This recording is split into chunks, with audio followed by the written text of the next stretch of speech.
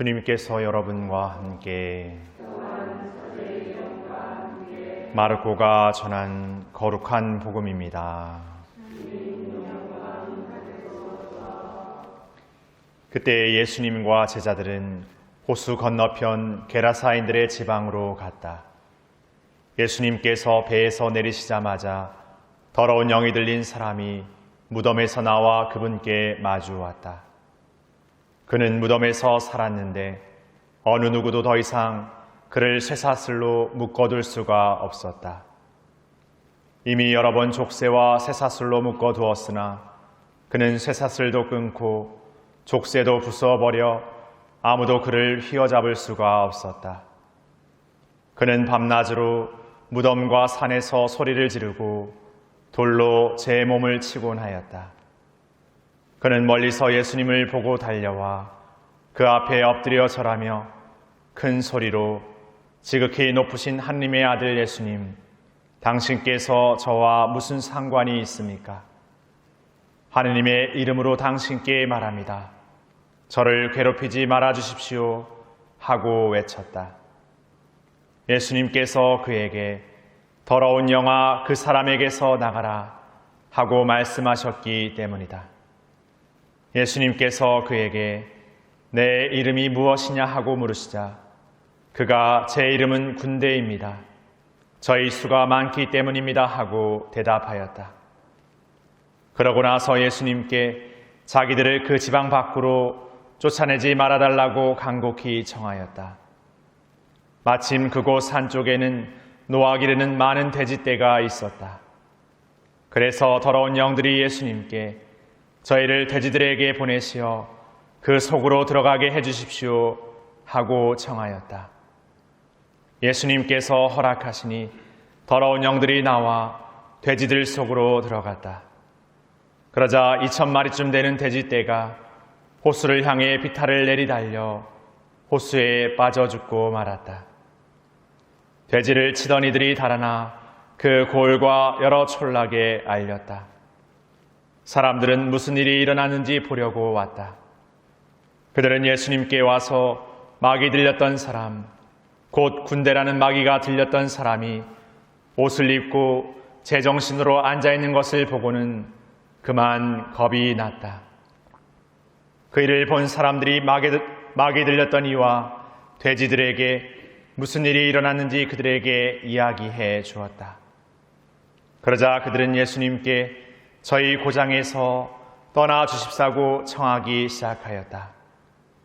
그리하여 예수님께서 배에 오르시자 마귀 들렸던 이가 예수님께 같이 있게 해주십사고 청하였다. 그러나 예수님께서는 허락하지 않으시고 그에게 말씀하셨다. 집으로 가족들에게 돌아가 주님께서 너에게 해주신 일과 자비를 베풀어 주신 일을 모두 알려라. 그래서 그는 물러가 예수님께서 자기에게 해주신 모든 일을 데카폴리스 지방에 선포하기 시작하였다. 그러자 사람들이 모두 놀랐다.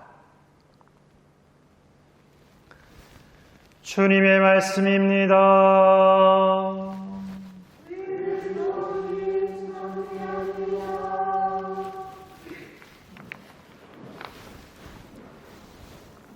참 예수님, 안녕히 주무셨습니까? 우리는 보통 흔히 아침에 이렇게 일어나서 처음 어떤 일이 이렇게 잘 안 되면 오늘 하루 뭔가 안 좋은데, 오늘 하루 일진이 별로 안 좋은데 이렇게 말하곤 합니다. 근데 어제도 그렇지만 오늘 복음을 보면 예수님께서 끊임없이 더러운 영을 이렇게 만나십니다. 예수님도 우리식으로 표현해요. 오늘 일진이 안 좋은데 이렇게 생각하지 않았을까 하는 엉뚱한 생각을 해봅니다. 예수님과 그 더러운 영들의 만남의 이야기를 이 마르코 복음서가 1장에서, 어제는 1장의 이야기고 오늘은 5장의 이야기로 이렇게 다루게 되는데, 어제는 좀 상기시켜 보면 그 마귀 들렸던 이가 예수님께서 오니까 오늘 복음에서 드러나는 것과 좀 비슷한 어조로 무슨 상관이 있냐고, 저희를 멸망시키러 왔냐고, 저는 당신이 누구신지 압니다. 하느님의 거룩하신 분이십니다. 이런 고백을 드렸습니다. 그리고 예수님께서 조용히 하여라, 그 사람에게서 나가라 라고 말씀하시자 마귀는 그 사람을 경련을 일으켜놓고 큰 소리를 지르며 나갔다고 전하고 있습니다. 오늘 더러운 영과 예수님을 만남의 두 번째 이야기는 또 이렇게 전합니다. 그는 멀리서 예수님을 보고 달려와 그 앞에 절하며 큰 소리로 말합니다. 지극히 높으신 하느님의 아들 예수님, 당신께서 저희와 무슨 상관이 있습니까? 하느님의 이름으로 말합니다. 저를 괴롭히지 말아주십시오. 오늘은 한술 더 떠서 예수님 보자마자 먼저 더러운 영이들 이가 예수님께 달려와서 그리고 엎드려 절하면서 큰 소리로 이렇게 말합니다. 어제 복음의 그 더러운 영과 오늘 더러운 영의 이렇게 특징이라고 말할까요? 살펴보면 먼저 첫 번째는 굉장히 예수님을 만나면 호들갑스럽다라는 면이 있는 것 같습니다. 두 번째는 뭔가 다 알고 있다는 듯 약간 당당해 보이는 그런 모습입니다. 어제는 나자렛 사람, 하느님의 거룩하신 분이라는 표현을 썼고 오늘 지극히 높으신 하느님의 아들 예수님이라는 표현을 쓰면서 예수님의 신원에 대해서도 굉장히 잘 알고 있다는 듯 이렇게 말하고 있습니다. 그런데 중요한 것은 이 마르코 복음에서 이러한 마귀들과 사람들에게 함구하라는 예수님의 모습을 자주 목격하게 됩니다. 그러니까 이런 고백을 드리는 존재들 앞에서 그 말을 하지 말라고, 입을 다물라고 이렇게 말을 하는 예수님의 모습이죠. 뭔가 정답을 얘기한 듯 하지만 예수님은 말하지 말라고 말하는 모습입니다.